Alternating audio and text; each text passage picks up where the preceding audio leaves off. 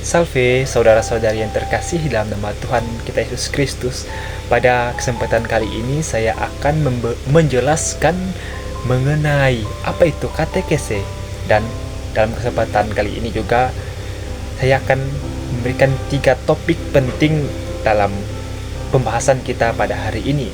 Yang pertama itu pengertian tentang katekese tersebut.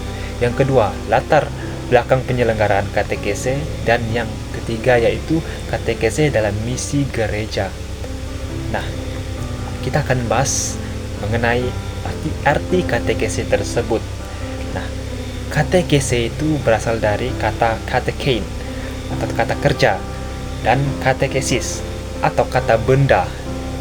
Katekese berasal dari bahasa Yunani dan akar katanya adalah kat dan echo. Kat artinya keluar ke arah yang luas, dan echo atau echo artinya itu gema atau gaung. Nah, dalam KBBI, katekese adalah pengajaran agama. Katekese itu penyelenggaraan agama yang disampaikan secara lisan, dan pengajaran yang diterima tersebut tidak boleh berhenti pada satu arah. Katekese adalah proses pembelajaran dan pengajaran ajaran-ajaran agama, khususnya dalam konteks Kristen, yang bertujuan untuk membina umat dalam memahami, menghayati, dan mengamalkan ajaran iman. Katekese dapat dilakukan melalui berbagai cara seperti pengajaran di gereja, kelompok kecil, ataupun di media lainnya dengan dasarnya yaitu kitab suci. Nah, selanjutnya kita akan membahas tentang latar belakang penyelenggaraan katekese. Apa sih latar belakang dalam penyelenggaraan katekese itu tersebut? Yaitu yang pada mulanya katekese atau pengajaran ini dilakukan oleh Yesus Kristus yang mulai mengajar. Ini terdapat pada Matius bab 7 ayat 28 sampai dengan 29, di mana di situ dikatakan, dan setelah Yesus mengakhiri perkataan ini, takjublah orang banyak itu mendengar pengajarannya, sebab ia mengajar mereka sebagai orang berkuasa, tidak seperti ahli Taurat mereka. Dan juga terdapat pada Lukas bab 4 ayat 32. Di situ dikatakan, mereka takjub mendengar pengajarannya sebab perkataannya penuh kuasa. Mengapa Yesus mengajar? Nah, kita lihat dalam Yohanes bab 13 ayat 13. Di situ Yesus mengatakan bahwa dia adalah guru. Sampai sekarang pengajaran itu terlaksanakan, yang diberikan tugas kepada para murid atau para rasul. Kita bisa lihat di Matius bab 28 ayat 19 sampai dengan 20.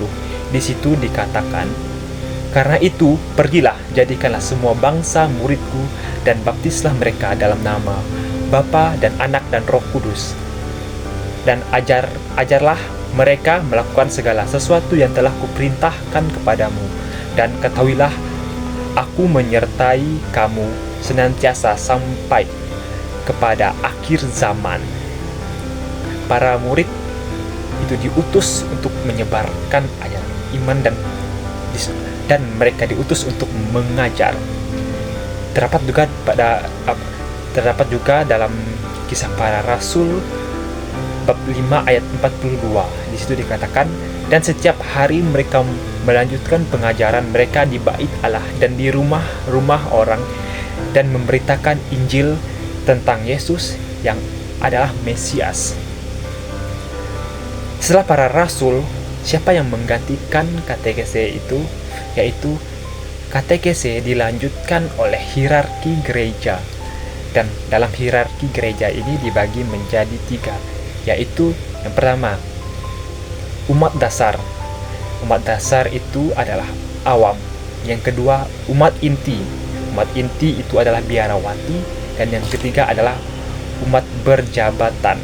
Nah, umat berjabatan ini adalah para imam.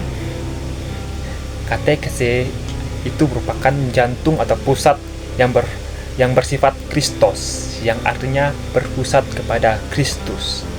Baik, selanjutnya kita akan membahas katekese dalam misi gereja, yang merupakan katekese adalah keselamatan dan dalam konteks remaja, yaitu remaja diminta semakin mengenal dan mengikuti Yesus. Dalam Yakobus bab 2 ayat 17 sampai dengan 18 dikatakan, demikian juga halnya dengan iman. Jika iman itu tidak disertai perbuatan, maka iman itu pada hakikatnya adalah mati. Tetapi mungkin ada orang berkata, padamu ada iman dan padaku ada perbuatan.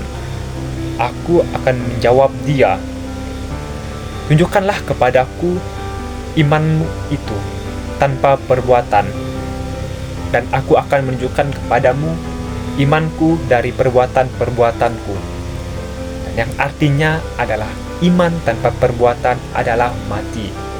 Katekese dalam misi gereja adalah membawa umat untuk mengikuti Kristus sehingga memperoleh keselamatan.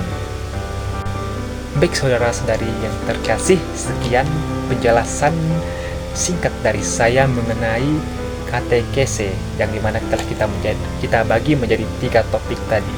Semoga dengan pembahasan yang sederhana dan singkat ini dapat menambah wawasan dan pemahaman kita semua. Tuhan Yesus memberkati.